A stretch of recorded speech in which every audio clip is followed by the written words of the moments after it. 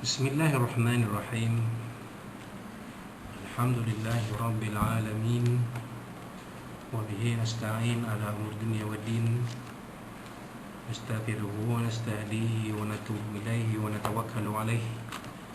Wa na'udzu bihi min syururi anfusina wa min sayyiati a'malina. May yahdihillahu fala mudilla lahu wa huwal muhtad. Wa may yudlil falan tajid lahu waliyyan murshidan wa la hadiya lahu. Asyhadu an la ilaha illallah wahdahu la syarika lah wa asyhadu anna sayyidana Muhammadan abduhu wa rasuluh.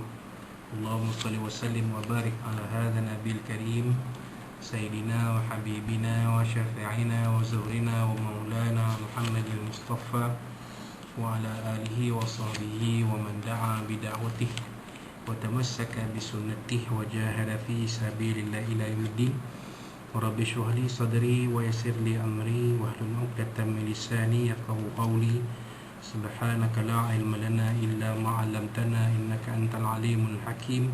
Wa la hawla wa la quwwata illa billahil azim. Allahumma iftah 'alaina hikmataka wa anshur 'alaina min khazaini rahmatika ya arhamar rahimin. Allahumma arinal haqqa haqqan warzuqna ittiba'ah wa arinal batila batilan warzuqna ijtinabah. Qala Allah Subhanahu wa ta'ala fi kitabil aziz, a'udzu billahi minasyaitonir rajim. Ya ayyuhalladzina amanu kutiba alaikumus siyamu kama kutiba alal ladzina min qablikum la'allakum tattaqun. Shadaqallahul azim. Wa qala nabiyuna Muhammad sallallahu alaihi wasallam, Ramadan awwaluhu rahmah wa awsatuhu maghfirah wa akhiru itqun minan nar, aw kama qala Sadaqa Rasulullah sallallahu alaihi wasallam. Wa qala syafi'una sayyidina Muhammad sallallahu alaihi wa ala alihi wa sahbihi wa yad'u fi du'aihi, Allahumma innaka 'afuwun tuhibbul 'afwa fa'fu anni.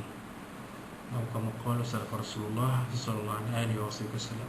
Tuan-tuan dan puan muslimin muslimat yang dirahmati sekalian rahimakumullah, Assalamualaikum warahmatullahi wabarakatuh. Amma ba'd. Alhamdulillah pada malam ini 11 Ramadan 1441 Hijriah bersamaan 3 Mei 2020 pun telah dari siang tadi telah menyempurnakan puasa untuk hari yang ke-10 Ramadan.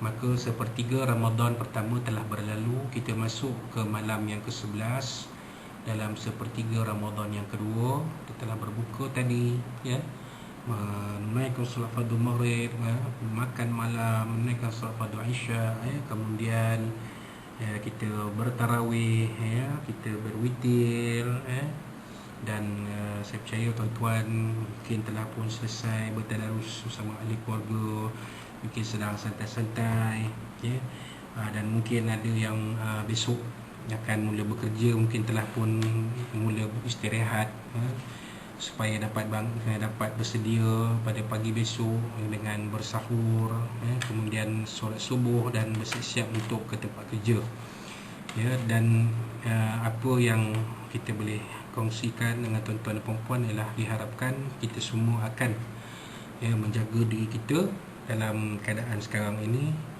dengan mengikuti segala saranan yang diberi oleh Kementerian Kesihatan Malaysia dalam penjagaan diri. Jangan lupa tangan sentiasa bersih, dan eloklah digunakan cecair pembasmi kuman ataupun hand sanitizer, dan juga memakai penutup muka ataupun masker dalam bahasa Indonesia, apabila keadaan perlu, contohnya mungkin yang bekerja di kaunter, ataupun mungkin ada tugasan luar, bertemu dengan orang dan sebagainya, maka keperluan itu ada untuk kita memakai masker, menjaga kebersihan tubuh badan kita, dan juga penjarakan sosial itu perlu ada, Jadi tuan-tuan dan puan-puan muslimin muslimat rahimakumullah, kita telah pun masuk ke sepertiga kedua dalam bulan Ramadan yang Nabi SAW sebutkan dalam hadis kita baca pada awal tadi. Wa awsatuhu maghfirah, dan pertengahannya adalah keampunan dari Allah Subhanahu wa ta'ala, maghfirah. Maka ada yang bertanya apakah perbezaan antara afun, al-afu dan al-maghfirah. Pada asasnya benda ni sama. Kalau kita nak pergi detail berat tuan-tuan. Sebab apa? Sebab tak semua kita memiliki tahap pemahaman yang sama. Kita faham pada asasnya Allah SWT ni Maha Pengampun. Habis kita cukup. Kalau kita nak sebut perbezaan dia, mungkin takut kita akan, kefahaman kita mungkin jadi lain. Kita faham senang je, Allah SWT ini Maha Pengampun dan Maha Pengasih lagi Maha Penyayang. Kok besar mana dosa kita pun kita buat, Allah Ta'ala akan ampunkan. Sekiranya kita memohon keampunan dari Allah Subhanahu Wa Ta'ala, ini yang Nabi turunkan satu doa kepada Sayyidatuna Aisyah untuk dibaca dalam bulan Ramadan, terutamanya nanti 10 malam yang akhir. Tetapi kita dah baca pada awal malam 1 Ramadan, mana waktu kita solat tarawih, Tok Imam baca doa. Itulah guna dia tadi, selawat-selawat, doa antara solat tarawih tu guna dia. Dalam tu ada doa, Allahumma innaka afun karim tuhibbul afwa fa'fu anna.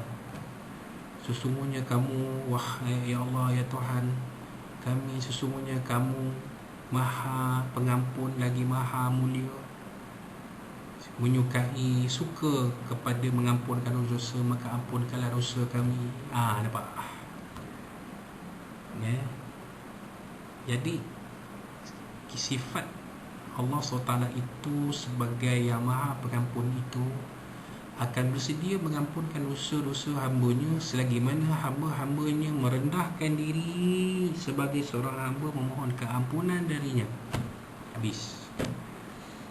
Kalau seorang hamba Allah itu egonya tinggi macam iblis, maka Allah Ta'ala kata fa innaka rajim. Allah Ta'ala kata pada iblis, sesungguhnya kamu ini rajim, marjumun.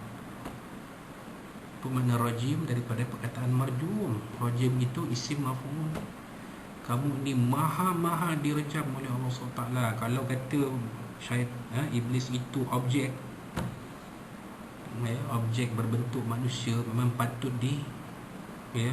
lontar batu kepada dia. Macam itulah lebih awam. Punyalah teruk iblis ni.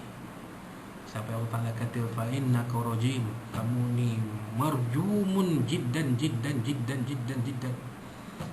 Kamu ni makhluk yang paling patut dilontar batu sampai mampus, sampai mati.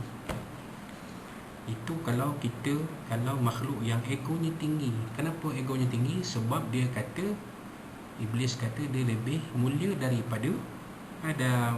Khalaqtani min nar wa khalaqtahu min tin.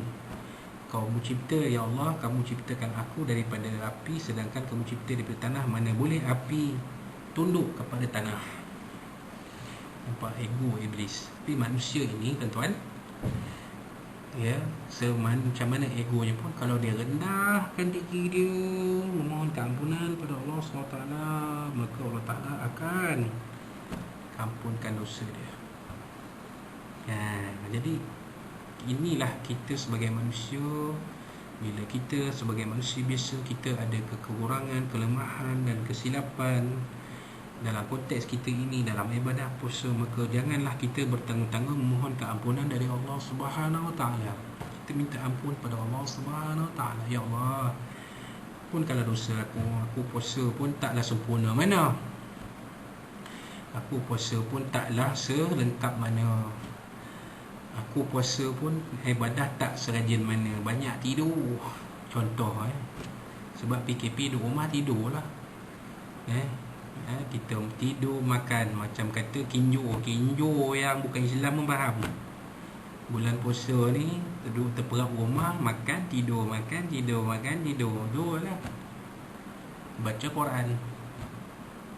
Itu yang bukan Islam siang. Tapi kita tidur, baca Quran, baca macam buku, tidur.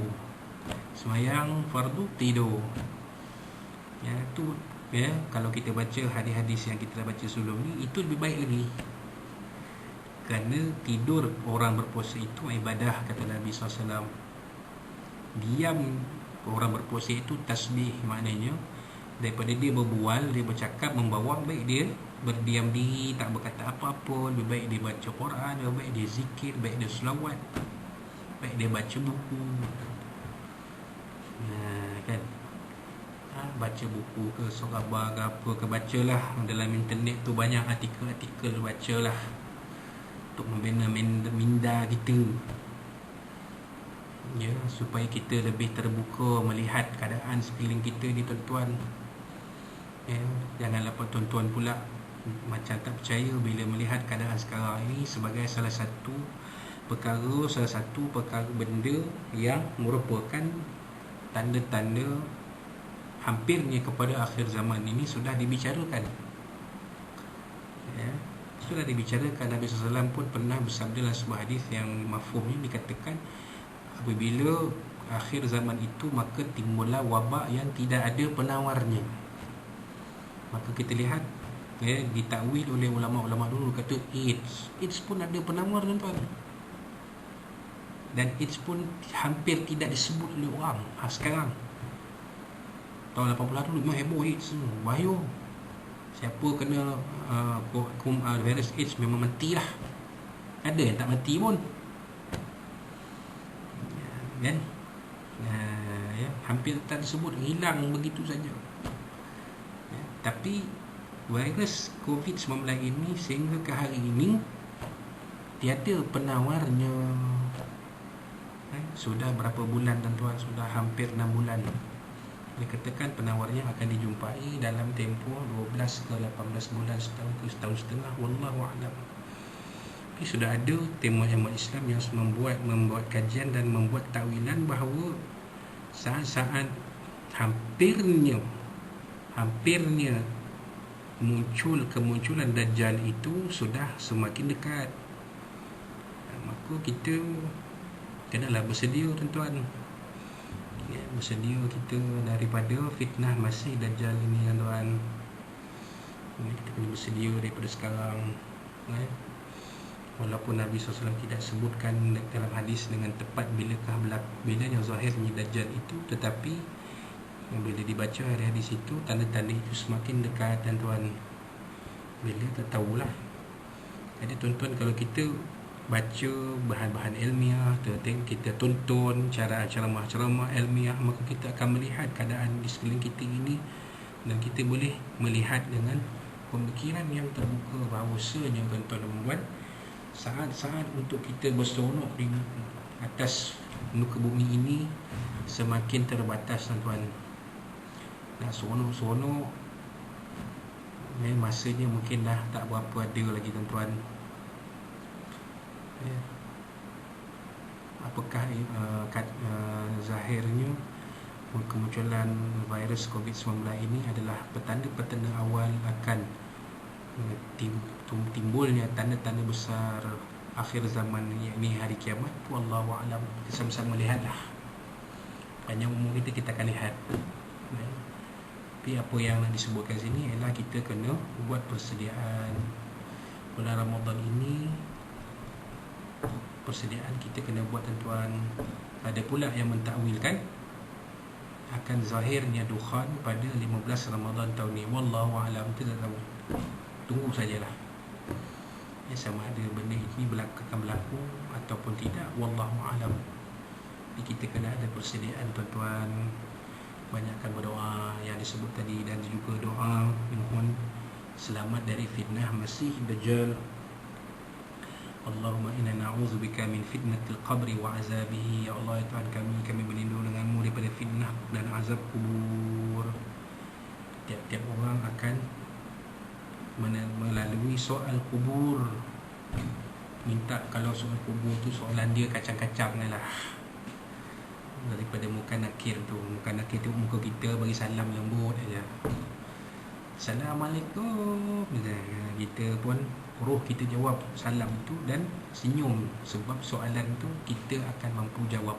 Macam mana boleh mampu jawab? Kita, lisan kita jawab? Tidak, sebenarnya amal ibadat kita yang jawab.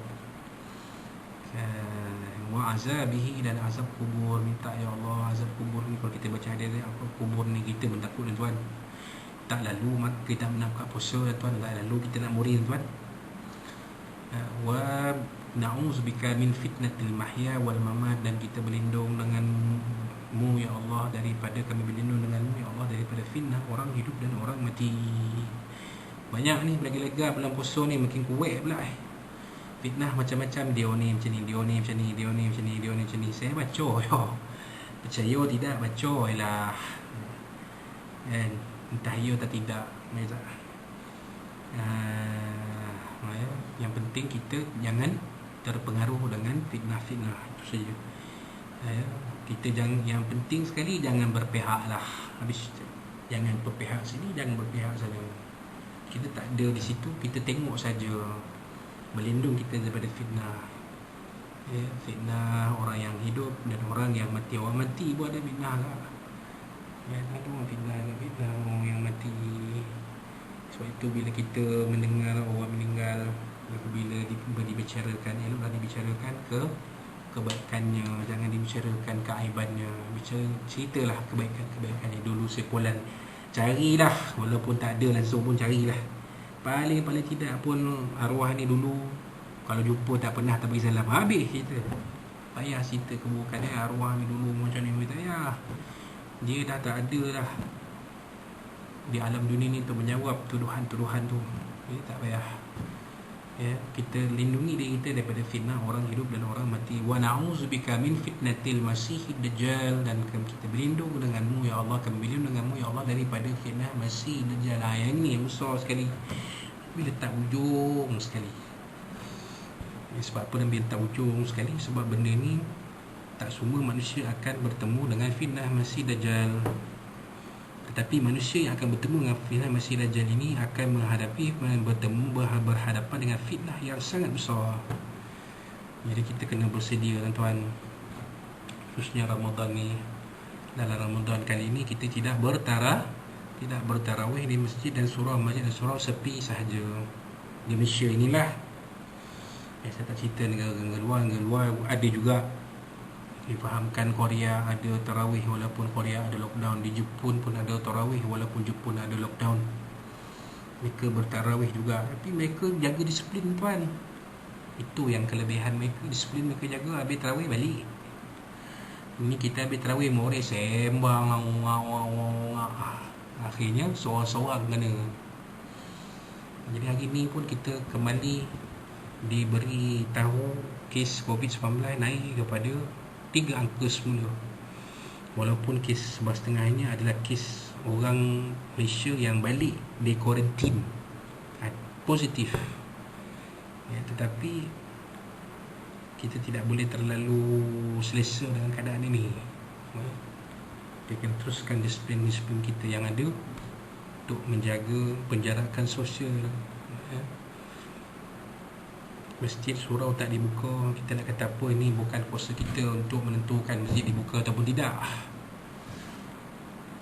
Ada yang petikai kan, kata kedai judi boleh buka, masjid surau tak buka. Biarlah kedai judi buka. Yang main judi bukan orang kita, orang bukan Islam. Dia tak tahan sangat nak main judi, dia nak main judi, nak beli nombor ekor.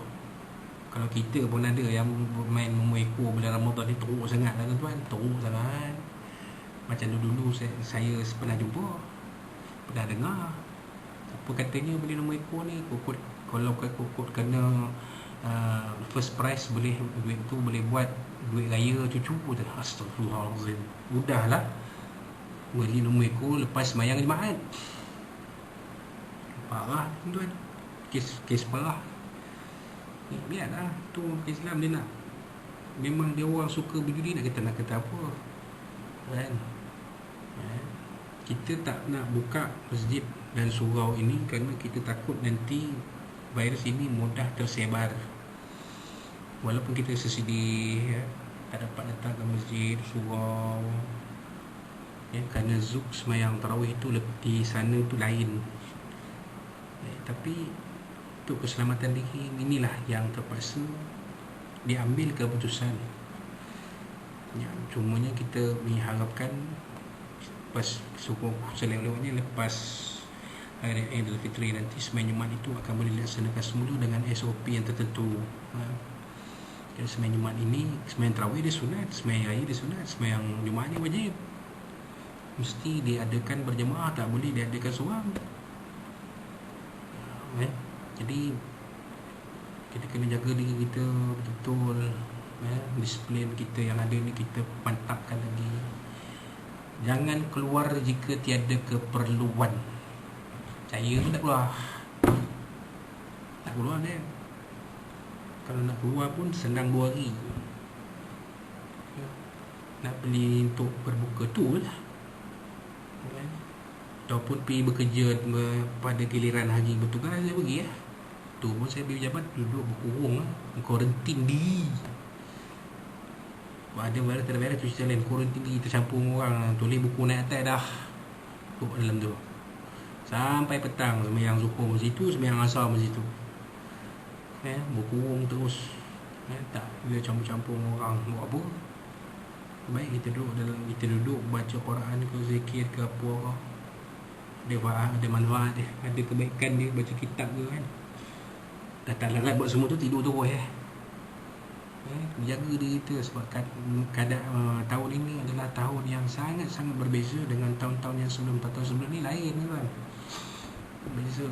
Lain petang kita, siang kita boleh, malam kita boleh ke masjid, ke surau, bertarawih, bertadarus. Petang kita boleh pergi bazar Ramadan. Bazar Ramadan pun tak boleh nak pergi. Buka kedai mamak boleh buka, kedai makan boleh buka, tapi tak boleh makan di situ, beli bawa balik. Tu je. Itu tandanya kita kena teruskan disiplin yang ada sekarang. Jangan diubah-ubah. Tidak ada manfaatnya kita bersikap terlalu terburu-buru, yang mana akhirnya akan merugikan kita balik. Jadi saya menasihatkan diri saya dan tuan-tuan dan puan, sempurna 10 hari Ramadan yang kedua ni, kita banyaklah memohon keampunan dari Allah Subhanahu Wa Taala. Mudah-mudahan Allah Taala mengampuni dosa kita, mengampuni kelemahan dan kekurangan kita sepanjang kita berpuasa 10 hari sebelum ni. Kalau ada kekurangan di mana-mana ke, kita mohon ampun dari Allah Subhanahu Wa Taala. Ya, mudah-mudahan Allah Taala akan mengampunkan dosa kita dan memelihara kita, menaungi kita dengan rahmat-Nya, dengan ridha-Nya, dengan barakah-Nya. Mudah-mudahan kehidupan kita dalam bulan Ramadan pada kali ini akan jadi sebaik, sebagaimana tahu sudah, malah mungkin lebih baik lagi insya-Allah. Dan kita sama-sama berdoa memohon Allah SWT melindungi sahabat-sahabat kita yang di barisan hadapan dan juga di barisan belakang. Sekarang ni ada timbul, ada istilah backliner, frontliner boleh, backliner boleh. Backliner ni mereka yang berada di belakang takbir, yang meneruskan kerja-kerja pentadbiran. Terutamanya tuan-tuan nanti yang mana bekerja di swasta akan balik ke pejabat, itu adalah arahan daripada majikan kita, maka kita kena akurlah. Jaga diri kita baik-baik insya-Allah. Kita jaga diri kita, mohon pada Allah SWT pelihara kita. Memang Allah SWT akan memelihara dan menaungi kita dengan rahmat dan keampunan darinya insya-Allah. Jadi itulah dia sedikit apa yang kita boleh kongsikan pada malam ini. Mudah-mudahan sedikit perkongsian ilmu yang ada pada malam ini akan memberi manfaat kepada kita insya-Allah dalam kehidupan kita sementara ini, khususnya pada bulan Ramadan ini. Dan sekiranya ada apa-apa yang disampaikan dalam kuliah ini mungkin terkasar bahasa, kerana berbicara dengan semua dari Allah SWT, dari Nabi SAW, dan juga dari tuan-tuan dan puan-puan sekalian. InsyaAllah bertemu kita pada Tazkirah Ramadan malam esok dengan pengisian yang lain yang berbeza insyaAllah, dengan tajuk yang lain insyaAllah. Mudah-mudahan ada manfaat untuk kita bersama. Bertemu kita malam esok insyaAllah. Wallahu Rasulullah. Barakallahu fikum. Aku lakum liazat wa fa'azim li walakum. Wabillahi wa taufiq. Wassalamualaikum warahmatullahi wabarakatuh.